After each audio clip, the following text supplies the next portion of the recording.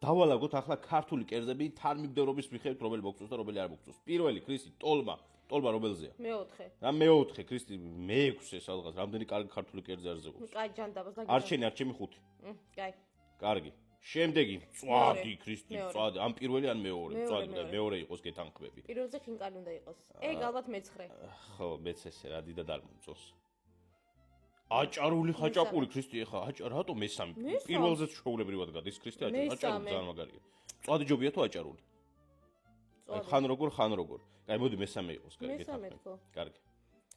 და ჭადი და ყველი მე-10 ეგრევე. არა გემრიელია მჭადი და ყველი ძალიან, მაგრამ ნუ ეხა საჭმელი არის. ფხალი არის რაღაცა.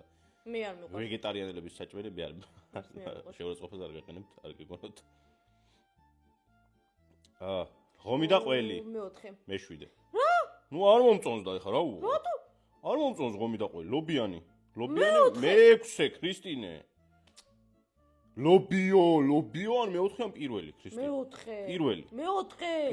მეოთხე. კაი მეოთხე. და ხიკალი პირველი. მე მგონი კარგად დავალაგეთ ქრისტე ხიკალი, წვადი აჭარული. არ უნდა იყოს ესე დაბლა. ხო მართალი ხარ, მე-10-ზე უნდა იყოს დაახლოებით. არ უნდა იყოს მე-10-ზე. კაი ქრისტე, აი ელარჯი რო ყოფილიყო, აი პირველ მეორეზე დავავიყვანდი, მესამეზე.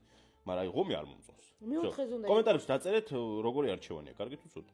გიორგის ცუდი არჩევანია, ჩემი კაი არჩევანი იქნება.